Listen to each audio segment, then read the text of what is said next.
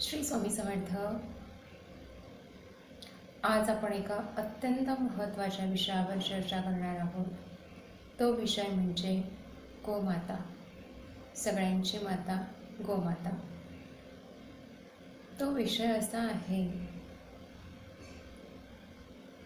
गायीमध्ये 33 कोटी देव असतात असे सगळेच म्हणतात. पुराणांमध्ये पण उल्लेख आहे. परंतु गायीमध्ये जे 33 कोटी देव असतात त्यांची आपण किती काळजी घेतो हे आपण स्वतःला एकदा विचारूच शकतो ना. येस, आता ती वेळ आली आहे त्यावर चर्चा करण्याची आणि चर्चेमधून सोल्युशनसुद्धा काढण्याची. यामध्ये एक महत्त्वाचा मुद्दा आहे, तो म्हणजे आपण ज्यावेळी शहरामध्ये राहतो तर शहराच्या आपण राहतो त्या ठिकाणाच्या अवतीभवती अनेक गायी गुरे मोकळी फिरताना आपल्याला दिसतात. त्यातले काही म्हणजे बहुतांश आजारी पण असतात, त्यांना खूप इजा पण झालेल्या असतात. आणि थोडंसं जर तुम्ही ऑब्झर्व केलं तर तुमच्या लक्षात येईल की त्या गायींच्या डोळ्यांमधनं पाणीसुद्धा टपकत असतं. परंतु आपण इतके निर्दयी बनलो आहोत की आपण कधीही याकडे लक्ष जात नाही, आणि लक्ष गेलं तरी आपण कधी त्याकडे अभ्यासपूर्वक बघत नाही. बस आहे म्हणून आहे, म्हणजे संवेदना संपल्या की काय असं कधी कधी वाटायला लागतं. तर मला असं वाटतं, गायींवरती आपण काम केलं पाहिजे. गोमैया ही फक्त ज्यावेळी दूध देते त्यावेळीच महत्त्वाची नसते, ती कायमच महत्त्वाची असते. फक्त दूध देते तीच गाय महत्त्वाची नसते, सगळ्या गायी महत्त्वाच्या असतात. फक्त दूध देते तिच्यामध्येच देव नसतात, सगळ्या गायींमध्ये देव असतात. ही भावना का कुणाच्या मनात येत नाही? आपण आज जर काम नाही केलं तर हे दिवसेंदिवस चक्र वाढत जाणार. मग याकडे कोण बघणार, कोण यावर काम करणार? मला एवढीच विनंती करायची आहे, तुमच्या आजूबाजूला जर अशा गायी असतील, जनावरं असतील, तर ज्या लोकप्रतिनिधींना आपण निवडून देतो वोटिंग करून, त्यांच्याकडे एक रिक्वेस्ट करा. गव्हर्नमेंटच्या जागा असतात, खूप छान कन्सेप्ट आहे. त्या ठिकाणी एखादं वॉर्ड गायींसाठी बनवलं जाऊ शकतं. गायी त्या ठिकाणी राहू शकतात. खूप असंख्य असे मजूर लोक आहेत की ज्यांचे नवीन तंत्रज्ञानामुळे कामं गेलेली आहेत आणि ते हे काम करू शकतात. तर ते मजूर त्या ठिकाणी राहून गायींची काळजी घेऊ शकतात. त्यांना मंथली पेमेंटसुद्धा दिलं जाऊ शकतं आणि लोकांच्या सहकार्याने देखील हे काम करता येऊ शकतं, किंवा लोकप्रतिनिधींच्या सहकार्याने देखील असं काम करता येऊ शकतं. गोमय्येला वाचवणं ही प्रत्येक सजीवाची जबाबदारी आहे. कारण मनुष्य इतका स्वतःला मोठं समजतो की बाकी काही सजीव आहेत ह्या भूतलावर ह्याची त्याला विसरच जणू पडली असते. त्यामुळे गोमय्येवर काम करणं ही आपली सर्वांची जबाबदारी आहे. आणि त्यासाठी अनेक कल्पना कुणाच्याही डोक्यामध्ये येऊ शकतात, आणि त्या कल्पनेचं रूपांतर जर कर्मामध्ये झालं तर खूप चांगलं काहीतरी आपल्याला बघायला मिळेल. म्हणून प्रत्येक गोष्टीकडे अभ्यासक दृष्टिकोनातून बघा आणि आपला विवेक जागरूक ठेवा, ज्यामुळे आपण काहीतरी इनोव्हेटिव्ह नाविन्यपूर्ण करू शकतो. प्रत्येक व्यक्ती खास असतो, कारण की तो देवाने बनवलेला असतो.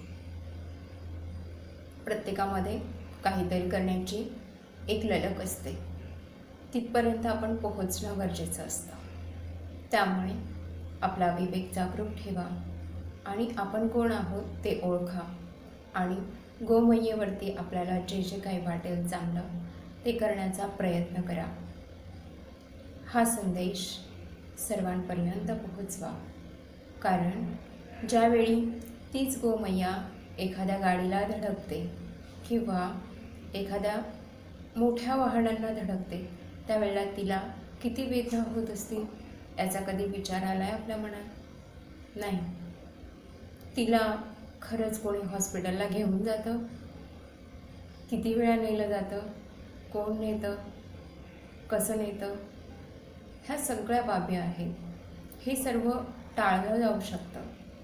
फिरणाऱ्या ज्या गोमय्या आहेत त्यांच्यासाठी वॉर्ड बनवून ह्या सगळ्या गोष्टी टाळल्या जाऊ शकतात आणि गोमयेचा आशीर्वाद आपल्याला प्राप्त होऊ शकतो.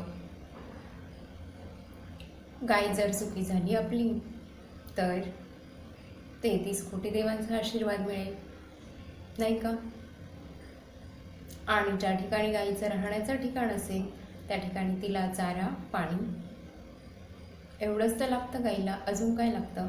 गाईचं शेण, गोमूत्र ह्याची विल्हेवाट ती पण जर सुव्यवस्थित पद्धतीने केली, अभ्यासपूर्वक केली तर गोमूत्रापासून अनेक प्रकारची आपल्याला जी लोक गायींना सांभाळतील ती लोक गोमूत्रापासून प्रक्रिया करून त्यापासून गोमूत्र अर्क तर बनवूच शकतात.